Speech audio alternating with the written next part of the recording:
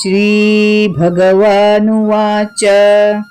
काम एष क्रोध एषः रजोगुणसमुद्भवः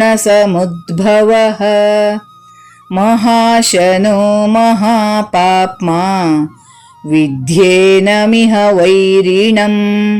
ಪದಚ್ಛೇದ ಅನ್ವಯಾರ್ಥ. ಶ್ರೀ ಭಗವಾನುವಾಚ, ಭಗವಂತನು ಹೇಳಿದನು. ರಜೋಗುಣ, ರಜೋಗುಣದಿಂದ.